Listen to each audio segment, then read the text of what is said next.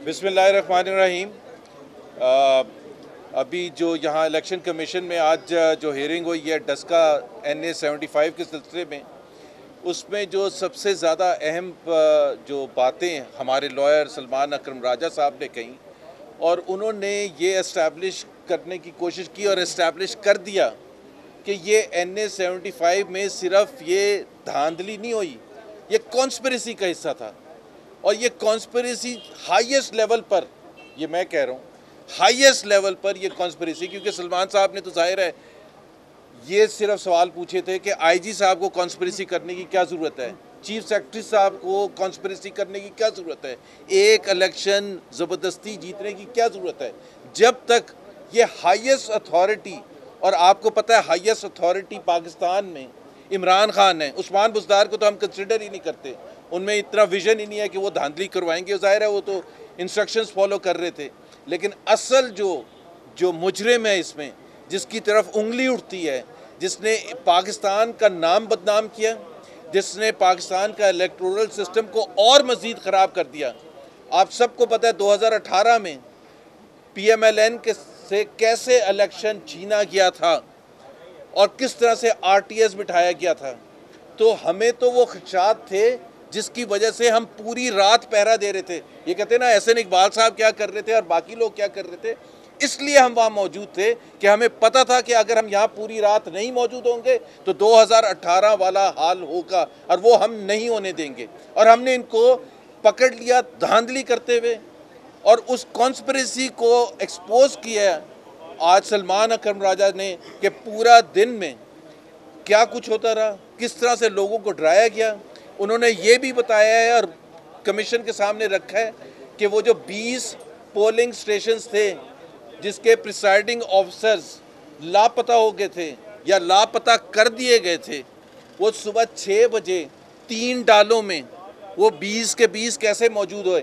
अब ये सोचने की बात है वो कहाँ मौजूद थे, 13 घंटे तक कहाँ थे और कौन उनको 3 डालों में लेके आया था। हर प्रिसाइडिंग ऑफिसर के साथ एक पुलिस एस्कॉर्ट थी, उनके भी फ़ोन बंद थे, वो भी धुंध की नज़र हो गए, उनके भी व्हाट्सएप गायब हो गए। तो ये इतनी बड़ी कॉन्स्पिरेसी है कि इसमें हमारा जो नुक्ता नज़र है वो ये है कि इसमें सिर्फ 20 या 25 या 56 पोलिंग स्टेशंस पर हमें री इलेक्शन नहीं मंजूर है, हमें पूरा इलेक्शन दोबारा डस्का NA 75 का चाहिए, क्योंकि ये कॉन्स्पिरेसी का हिस्सा था। इसके लिए प्लान किया गया। एक जो और बहुत बड़ी बात आज कमीशन के सामने रखी गई वो सिक्योरिटी ऑफिसर के हवाले से, उनका नाम क्या था, जुल्फ़िकार साहब। इलेक्शन कमीशन में हमने शिकायत की कि जी ये साहब जो हैं ये हमारे खिलाफ काम कर रहे हैं। इलेक्शन कमीशन ने ऑर्डर दिए कि उनको हटाया जाए, इलेक्शन कमीशन ने ऑर्डर दिए उनको हटाया जाए। आज हमने प्रूव किया कि उनको चीफ सिक्योरिटी ऑफिसर के तहत उनको अपॉइंट किया गया और इलेक्शन के दिन उन्होंने वो तमाशा किया है। अब ये आप बताएं कि ये कोई री इलेक्शन है कुछ पोलिंग स्टेशंस में कि एक सिक्योरिटी ऑफिसर को इलेक्शन कमीशन ऑर्डर करता है, और ये इसकी ज़रूरत क्यों है पूरे पोलिंग की दोबारा NA 75 में। अगर ये चीज़ आज एक्सेप्ट हो जाती है कि आज 20 प्रिसाइडिंग ऑफिसर्स को उठा के लेके गए थे, तो कितने प्रिसाइडिंग ऑफिसर्स को उठा के लेके जाएं तो जब जाके पूरा का पूरा री इलेक्शन होगा। कल को 120 उठा के लेके चले जाएंगे, कल उसके बाद 150 उठा के लेके चले जाएंगे। पॉइंट ये है कि जब RO ने खुद ये कहा अपने बयान में कि जब वो 20 आए और उनसे बयानात लिए तो 6 या 7 के अलावा इतने ज़्यादा घबराए हुए थे और इतने डरे हुए थे कि उन्होंने जवाब देने से इनकार कर दिया।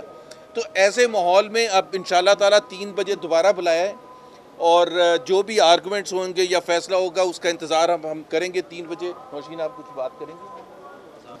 बिस्मिल्लाहिर्रहमानिर्रहीम। आज ये जो भी हेयरिंग हुई है, हमें जहाँ जहाँ रिजर्वेशन थी, आपको पता है NA 75 का कंप्लीट जो है सारा इलेक्शन जो है कंट्रोवर्शियल हो चुका है। खाली 20 तक हम नहीं रह गए, 20 प्रिजाइडिंग ऑफिसर्स जो कि PP 41 की धुंध में फंसे रहे और बाकी इलाका जो डस्का सिटी और बाकी उसके सराउंडिंग्स थी वो फायरिंग की नज़र हुआ। वहाँ पे वोटर्स को रिफ्रेन किया गया, रिस्ट्रेन की गया, दरवाजे बंद रखे गए। आज हमारे अपोजिशन के कैंडिडेट ने खुद एडमिट किया है कि जो PP 41 के 20 पोलिंग स्टेशन रोके गए थे वहाँ पे उनका स्ट्रॉन्ग होल्ड है, वो उनका आबाई इलाका है। तो इस पे चीफ साहब ने उनसे पूछा कि डस्का जो PMLN का गढ़ समझा जाता है, जो एक ऑपोजिशन मेरा, जैसे कि मैं अपनी बात करूं, मेरा स्ट्रॉन्ग होल्ड है जो मैं करती हूं, उस पर मेरी यही है स्ट्रॉन्ग कि मेरा स्ट्रॉन्ग होल्ड जो है वो डस्का सिटी है। तो वहाँ पे कास्टिंग 18% से 25% तक नहीं बढ़ी, जबकि PO जो इनके प्रिजाइडिंग ऑफिसर्स 20 पोलिंग स्टेशंस का रिजल्ट लेकर आए, वहाँ पे टोटल कास्टिंग 88% तक भी गई। हमारे जो भी रिजर्वेशन थे, हमारे वकील साहब ने उनको जस्टिफाई किया और हम वेरी होपफुल कि अब जो भी रिजल्ट आएगा वो वोट को इज्जत दो का बयानिया, PMLN का बयानिया वो इंशाल्लाह सुरखरू करेगा। और जो सीट PMLN ने हमेशा 5 बार पिछले इलेक्शंस में भी जीती है, इंशाल्लाह जीत हमारी है इंशाल्लाह। ये बताएं फैसला 3 बजे आएगा, आपके तो के फर्क फैसला इस तरह कहा जा रहा है, अगर वो पूरे हल्का नहीं खोलते, वही 23 पोलिंग स्टेशन पे आते हैं, तो क्या आप चैलेंज करेंगे? देखिए, हमारा जो लीगल ऑप्शंस होगा वो जब फैसला आएगा उसके बाद हम देखेंगे। अल्लाह करेगा, जैसे नौशीन साहिबा ने कहा कि बिल्कुल हमें उम्मीद है कि ये पूरा री इलेक्शन होगा, क्योंकि ये सिर्फ इस डस्का के हवाले से बात नहीं हो रही है, ये पाकिस्तान के फ्यूचर की बात हो रही है। और पाकिस्तान का जो पास 2018 में हुआ था, उसको एक सही सिमत पर लगाने की बात हो रही है। अगर आज हमने ये छोड़ दिया मामला, तो अल्लाह ना करे ऐसा हो, लेकिन अगर वो होता है तो फिर हम अपने लीगल ऑप्शंस जो भी हैं हम उसको देखेंगे, legal plus political options. Because Maryam Sahiba ने जैसे कहा कि फिर हम हमारा दूसरा रुख भी पूरी कौम देखेगी इंशाल्लाह ताला, और हम ज़बरदस्त तरीके से फ़ाइट करेंगे। एक चीज़ का मैं दोबारा कर दूं कि एक ये कहते हैं कि जी एहसन इकबाल साहब वगैरह ने जो रिक्वेस्ट की थी 3 बजे रात को कि सिर्फ इन पोलिंग स्टेशंस पर री इलेक्शन की रिक्वेस्ट की थी, उस वक्त तक इलेक्शन कमीशन का कोई नोटिफिकेशन नहीं आया था। नोटिफिकेशन जब आया है इलेक्शन कमीशन का, और उसमें उन्होंने जो बुनियाद बनाई उस कॉन्स्पिरेसी की और उस धांधली की पूरे हल्के में, उसकी बुनियाद पर हमने यहाँ इलेक्शन कमीशन में आके पूरा री इलेक्शन हमने डिमांड किया है।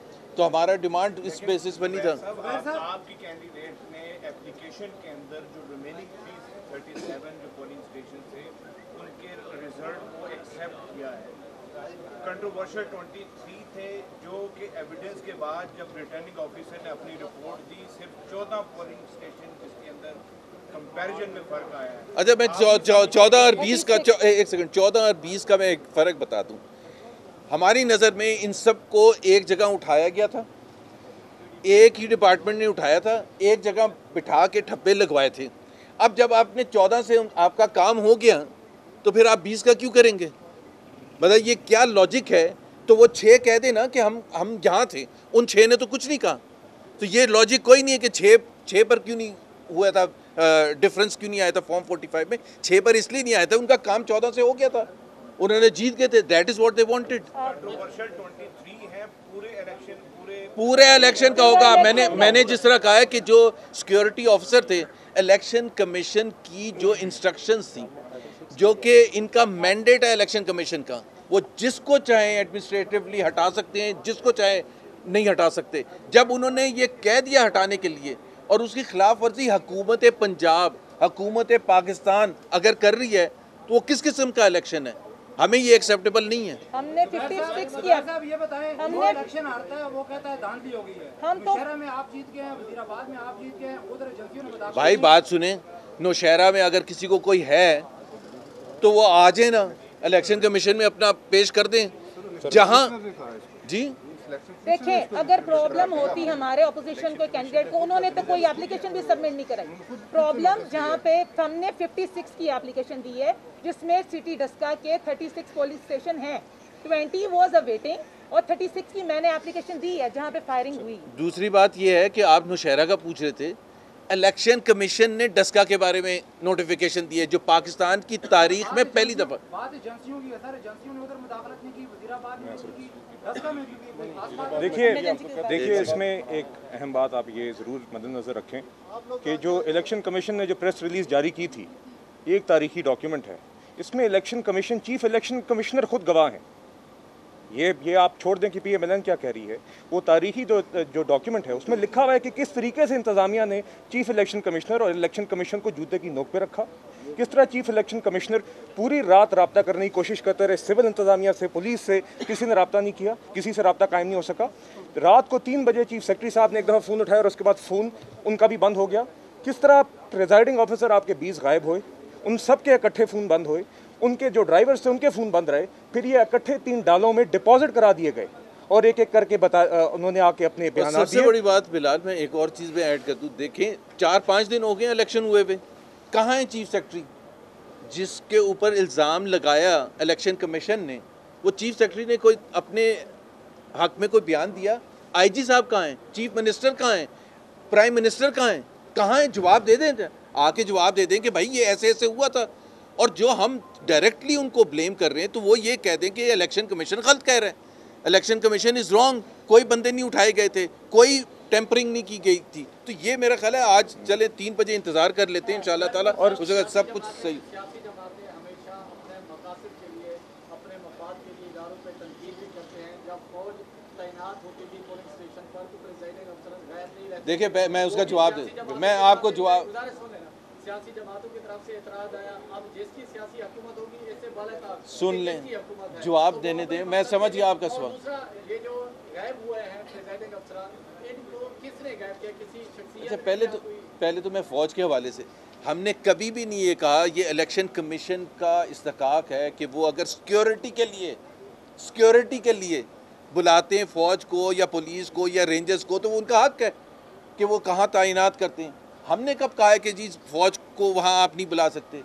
ये प्लीज़ इसमें कोई डिफ्रेंशिएशन करें। हम ये कहते हैं कि जी जो उनका काम है वो आके करें, उससे आगे अगर वो बढ़ेंगे तो उधर हमें इतराज़ होता है। Please understand that.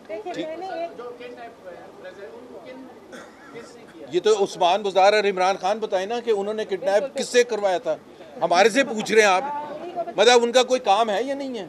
और दूसरी बात ये है कि इस मामले के अंदर देखिए, इस मामले में आज एक कमीशन की हेयरिंग के दौरान ये बात भी आई थी, ये पूछा गया पीटीआई के कैंडिडेट से कि दोनों ही जो कैंडिडेट्स होते हैं इलेक्शन में, दोनों को ही बेताबी होती है कि इलेक्शन के रिजल्ट सामने आए, तो क्यों पीटीआई के कैंडिडेट को बिल्कुल तशवीश नहीं हुई इस बात पे उस रात कि हमारे प्रेसिडेंट अफसर नहीं आए? अगर उनको उस पूरी सुबह लेट नाइट और पूरी सुबह इंतज़ार में, हमें तो बेताबी थी, हमें तशवीश थी कि ये क्यों लेट हो रहे हैं, जिस तरह एक नेचुरल अमल है किसी भी कैंडिडेट को, तो उनको क्यों नहीं थी? एक सवालिया निशान है। उसकी वजह यही है कि ये खुद मुलविस थे। चलें, थैंक यू जी, थैंक यू वेरी मच।